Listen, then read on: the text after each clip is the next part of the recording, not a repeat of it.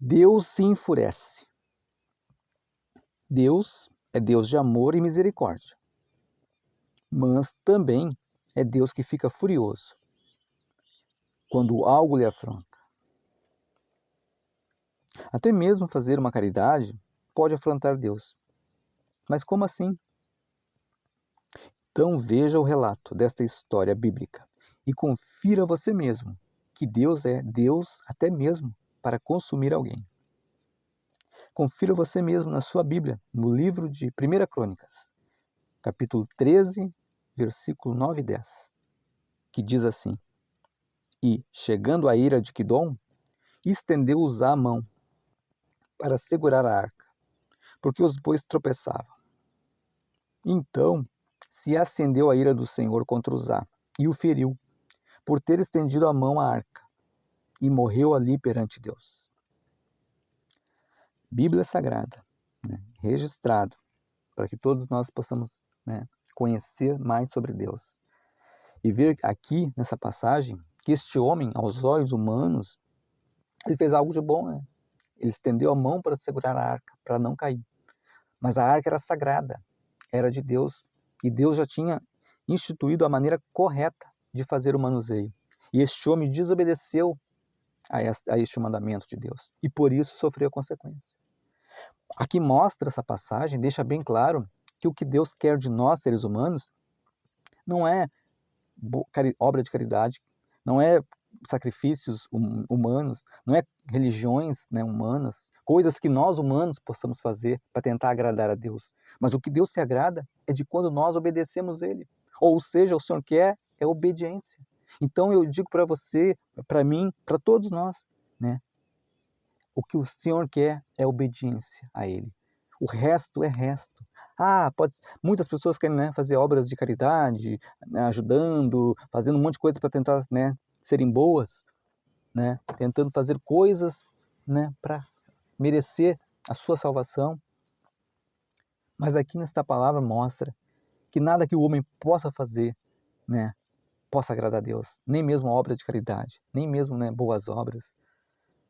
Como este homem, ele tentou fazer algo de bom, ele não tentou fazer algo mal, mas só que ele não obedeceu.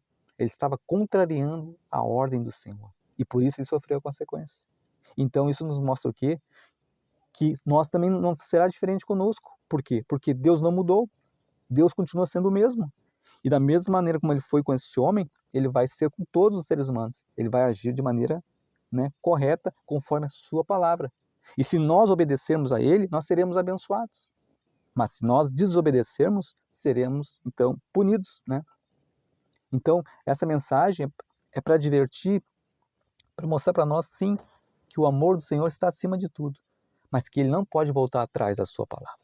Ele não pode voltar atrás daquilo que Ele disse. E se Ele enviou Jesus para nos salvar, e o próprio Senhor Jesus disse, que aquele, lá no Evangelho de Marcos, ele disse que aquele que crê nele e for batizado será salvo, e aquele que não crê será condenado. Olha bem, já está dito, ele não pode voltar atrás. Então todo aquele que crê em Jesus, que receber Jesus como seu único Senhor e Salvador da sua vida, e se batizar nas águas, como Jesus disse, será salvo.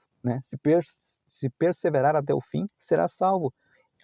Agora aquele que não crê, e por não crer não vai se batizar, não vai seguir as instruções de Jesus, não vai seguir não vai seguir os ensinamentos de Jesus, porque não crê, fala apenas de boca, diz que acredita em Jesus, mas não faz o que Jesus disse.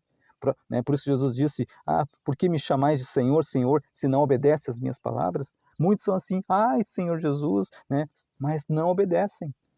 Não obedecem. Porque aquele que crê em Jesus se batiza nas águas, aquele que crê em Jesus segue Jesus, vai na igreja, participa da ceia na igreja. Tudo isso foi Jesus que deixou instituído.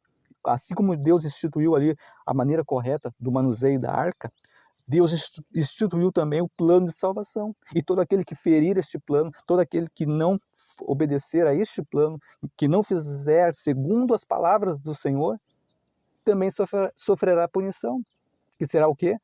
A morte eterna, viver longe de Deus eternamente. E Deus não vai voltar atrás da sua palavra. Deus não volta atrás. O plano já está estabelecido. Está agora cabe a mim e a você escolher se eu vou crer ou não, né? Se eu vou seguir Jesus ou não. Se eu vou dar crédito à palavra de Deus ou não. Cabe a mim e a você a fazermos essa escolha. Mas o que eu quero advertir para, né, as nossas vidas, através da palavra de Deus, é que o Senhor quer obediência. Não adianta sacrifício, não adianta ser bonzinho, não adianta fazer obras de caridade, não adianta querer comprar Deus. Não. A única coisa que agrada ao Senhor é quando o ser humano obedece a Ele. Quando o ser humano obedece, aí a própria palavra diz o quê? Que o ser humano é abençoado. Quer ser abençoado? Quer ter vida eterna? Quer ser salvo? Obedeça ao Senhor. Obedeça ao Senhor e a sua palavra. Busque conhecer Deus e a sua verdade, né? E assim obedeça, para que você tenha vida e vida eterna, em nome de Jesus, né? Então, esta mensagem quer dizer para as nossas vidas que Deus não precisa da ajuda do homem, e sim o homem precisa de Deus para não morrer. Veja bem, Deus não precisa da ajuda do homem, e sim o homem precisa de Deus para não morrer. Porque a ordem de Deus para aquele homem foi contrariada, pois Deus já tinha dito como era para fazer, né, o manuseio da arca. E este homem procedeu mal, fazendo diferente da vontade de Deus, e por isso escolheu a ira de Deus sobre si. Portanto, Deus é amor, mas também é fúria. Por quê? Porque Ele é a própria justiça. E quem poderá julgar Ele? Quem poderá dizer que o que Ele fez foi errado ou injusto? Quem? Você? Por isso deve-se a tamanha importância à palavra de Deus. Porque todos que hoje procederem mal perante Deus também sofrerão as consequências, e não serão nada boas. Se você não quer experimentar a ira de Deus ou a sua fúria, então comece a se arrepender da sua arrogância em achar que sabe de tudo. E comece a buscar simplesmente a verdade de Deus, deixada para todos os seres humanos. Abandone todo tipo de religião e de rituais religiosos que não agradam a Deus. E comece a fazer as coisas não do seu jeito, mas do jeito que Deus gosta, do jeito que Ele deixou escrito para nós, na sua palavra, a Bíblia Sagrada. Conheça então as Escrituras de Deus e comece a viver da maneira como Deus quer que vivamos. Não queira experimentar a fúria de Deus. Ou vivemos pela vontade de Deus, ou pela nossa vontade egoísta.